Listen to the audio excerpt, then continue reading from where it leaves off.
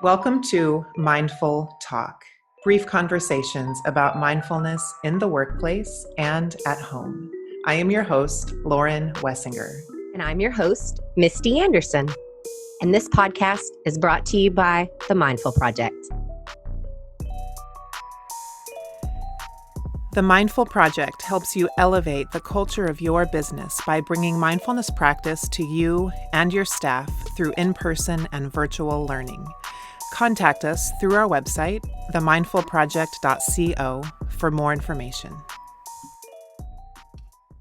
Welcome to the podcast, friends. Misty and I are here together with you today to talk about the F word.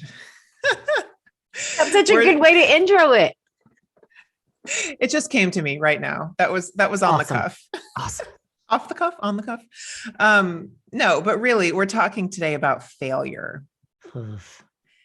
Failure. So I had been thinking about it this morning and how failure, I think, can really be looked at by the way we frame success. Do you know what I mean by that?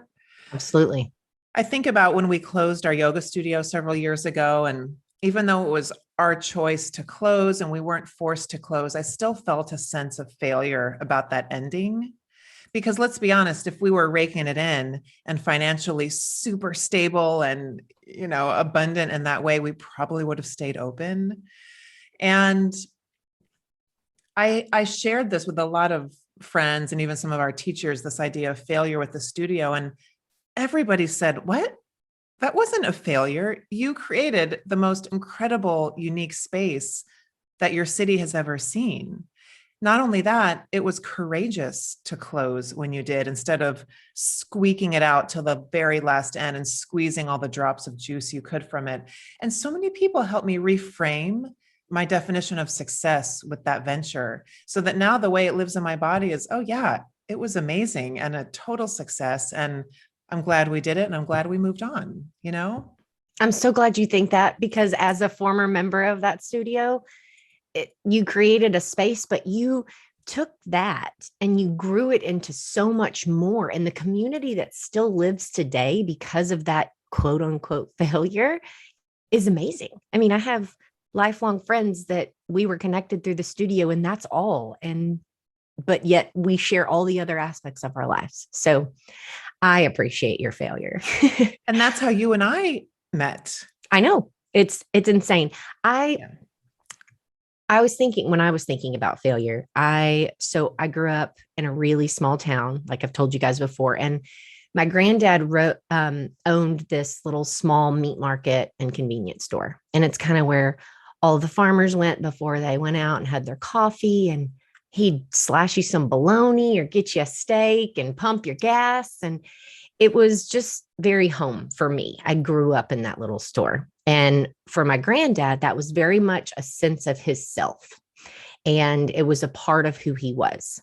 The business was named after him. And so it followed him everywhere. And growing up, I guess I was a little bit like, oh, why can't you just stop being the business? But it was just a part of who he was. And so when I was 30, the business started to really fail, and it started to really impact my grandparents in a negative way, and they had to let it go. And I had seen a lot from my grandpa over the years. Never once until that happened did I really see him cry and mourn. And I remember watching him and just seeing, like, that's like failure. That's what failure feels like in your body. You can be a really strong person. You can live through death. You can live through moving. You can live through all the things that life hands you, but failure, it can sit with you very, very differently. And so I always took that and knew that he was so much more. And to me, yes, I have nostalgic feelings about that, but he was who he was, not because of the store. And so to me, that gave me this really like aha moment at 30 to think, here I was knee deep in my career, busting my rear end, because my sense of self was wrapped up in being that, and kind of just slowly started letting that go. That's not who I am. That doesn't mean that's Misty. And letting go of the corporate world and embracing my entrepreneurial spirit.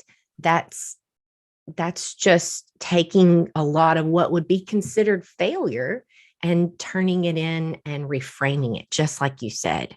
And so I think a lot of what goes with the mindful practice of failure is being able to get out of that, like, woe is me state, you know? Totally. It's failure is just a big, bad word for change, ultimately, and it's so true. That's such a great aha to have, that we're not our accomplishments, and we are not our professions and our degrees and our successes, and we're not our failures.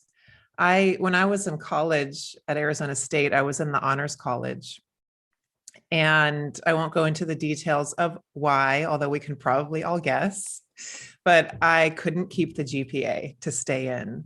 So I think it was 2 years of honors courses. And in the fourth semester, my GPA dropped below, I don't even know, like a 3.85 or something, and I just couldn't hang. I couldn't swing it. Wasn't happening. Was not going to graduate the honors college. And so, wearing my big baggy jeans and my tiny t-shirt, and with my hair and like those space buns and my Doc Martens, I remember calling my dad from the payphone, because this was pre-cell phones.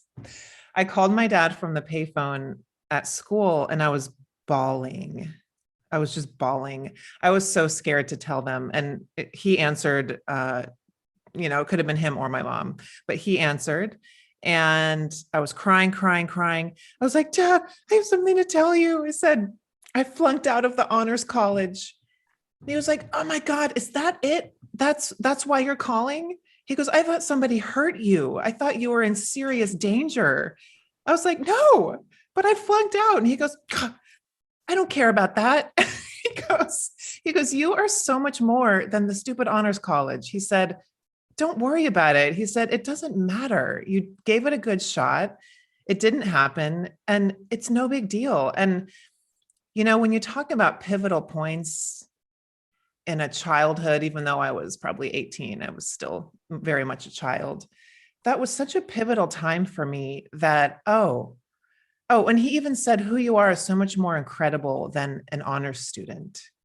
And I thought, oh my God, like, it's what I needed to hear to be able to then, I really think it's why I was able to deal with failure so easily and move on so easily with other things that I failed with in my adulthood, because I was like, oh yeah, this doesn't define me. Screw this. I'm moving on. And I'm able to let go very easily of things that don't work out. And I think that might be why, That's amazing. You have a wonderful dad. I And I'm sure know. you carry that on with your kids, which is, it's like, that's where we want it to happen and Right. grow.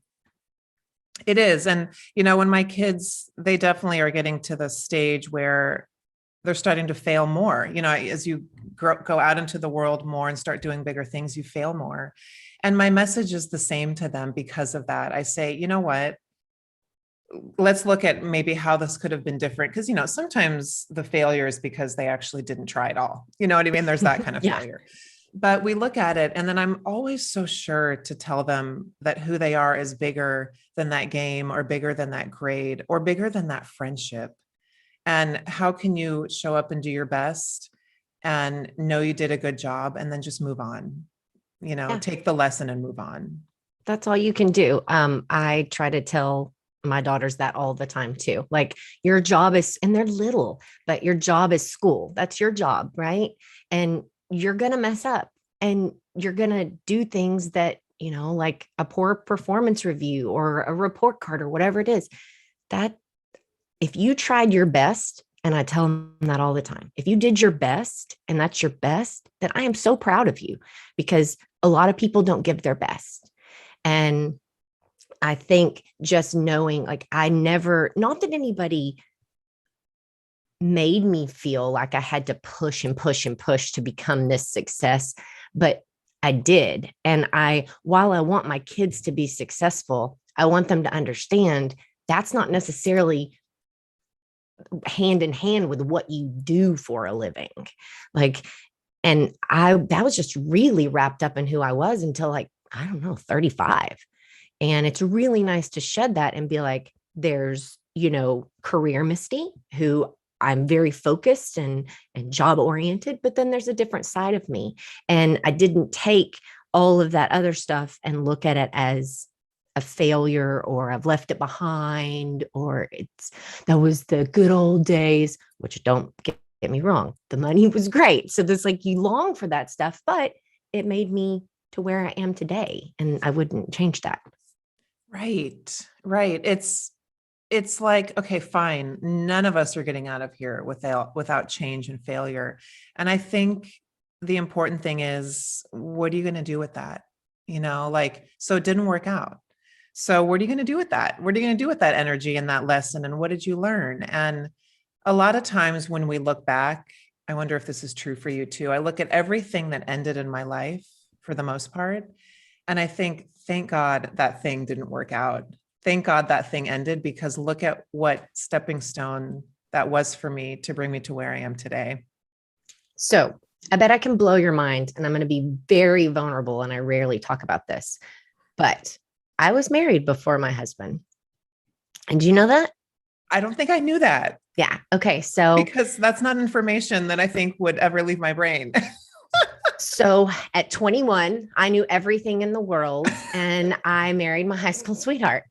And we were married for 3 years, and we dated like all, our whole life, basically grew up together, and we just grew up and grew apart. And there wasn't, any terrible things or anything like that.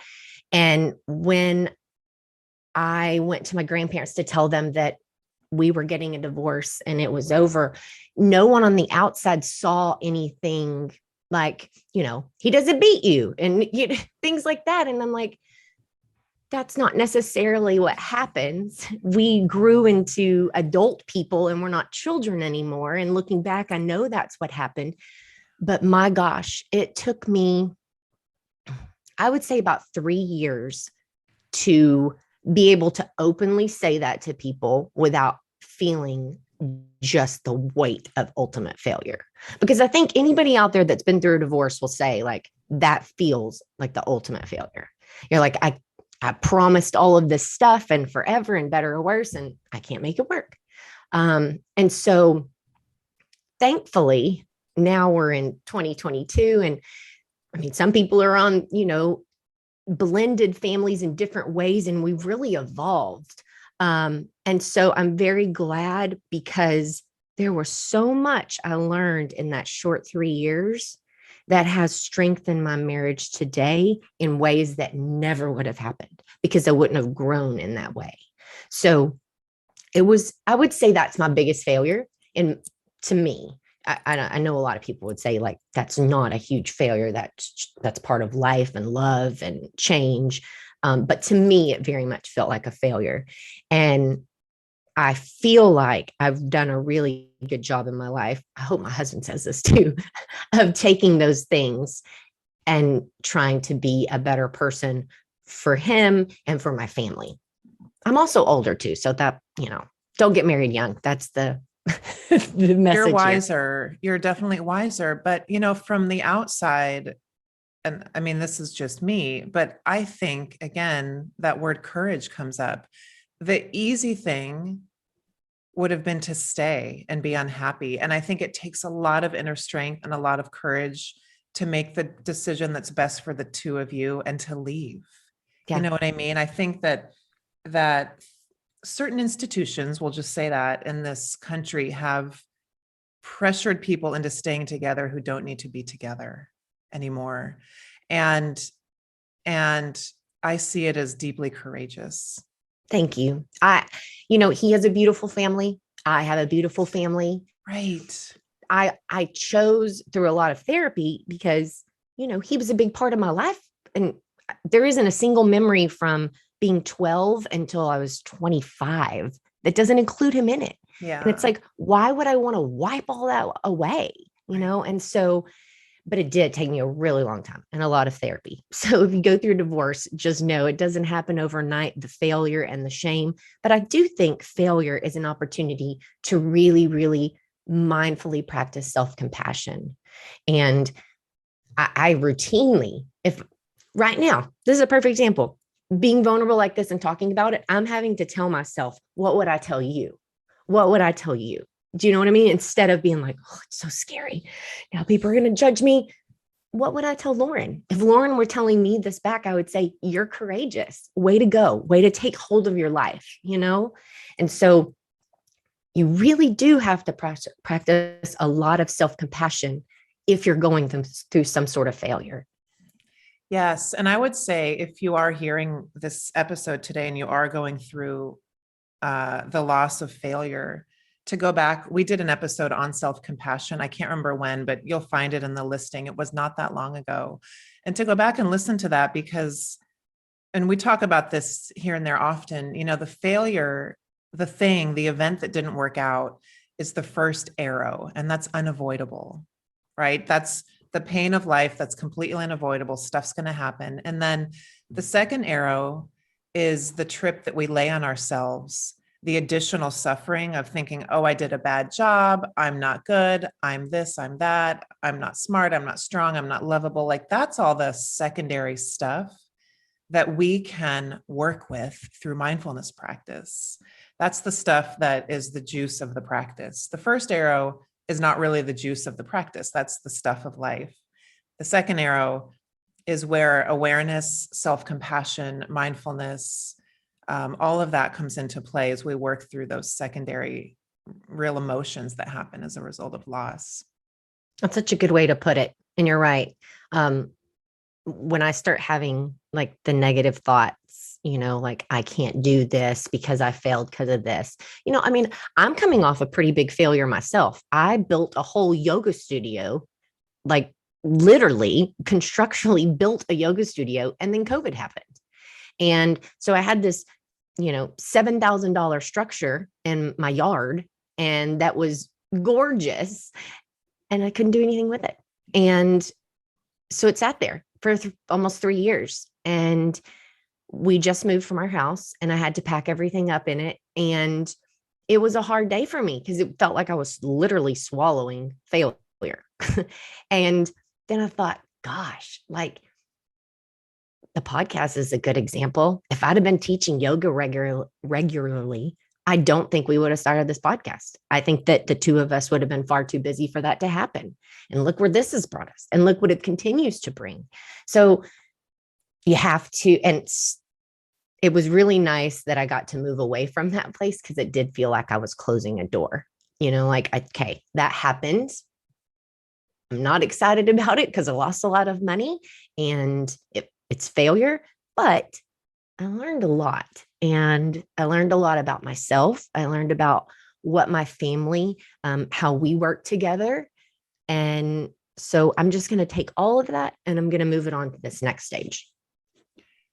I think that's part of the key of healing is, I don't know if the word is closure. I don't know if we get closure on everything, but it's the moving on by physically leaving, which I think is a huge part of moving on, right? Whether it's leaving the yoga studio or leaving the relationship and moving, like that's a huge piece of closure.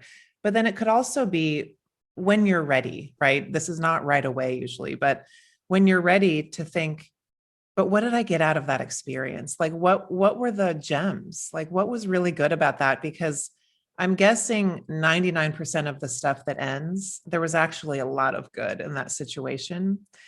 And, our survival oriented brain is not going to look for the good, because looking for the good doesn't matter to the survival of the human species. And so we have to know that our brain's going to continually look for what was wrong until we say, no, I'm sick of looking for what was wrong. What worked out of that situation? What did I learn? What was beautiful? What brought me joy? It's an intentional practice. It's not going to happen automatically. And it is definitely a part of mindfulness to practice the gratitude when the time is right. I agree. So if we have listeners out there who are going through some failure right now, what would you tell them would be a good place for them to start in regards to making that failure something that helps them? The one thing I try to do initially during failure is simply a reframe into failure is just another word for change. And somehow that helps me lessen the intensity and like the emergency and the drama around the failure, when I can be like, oh, right, this is just another fork in the road. This is just life changing again. And I think that kind of depersonalizes it a little bit, because failure is all about me, whereas change can be all about me, quote me, but it's also just part of life. So I would say reframing it into change, and then honoring the loss, whether it's through some kind of fire ceremony or a night out with your friends, right? I mean, all the ways that we can honor loss, I think is really important. And then not rushing this. It could be years before, depending on what the failure was, before you're ready to do this. It could be 5 days. But I think it's so important to look at eventually how that event that ended was actually a stepping stone in the big trajectory of your whole life, because it was. And if that hadn't happened, what would not be true today if you hadn't gone through that? Such good thought. And it's, you got to back the bus up a little bit. Yeah. You got to ruminate about it and sit with those feelings. And sometimes they come up and they're not very good feelings. You might get angry or sad because, like you said, failure. But I love the change of reframing it to change, because change doesn't seem as scary to me. You're right. Failure feels like so final and aggressive, and it's just a harsh word. Yeah. And so the change aspect is really nice. I like that a lot. Yeah. All right, you guys. Well, we appreciate you joining us today on this can be heavy topic, but it's just really change that we learned today. So we appreciate you joining with us, and we will see you guys next week. Take care. Bye, Lauren. Bye.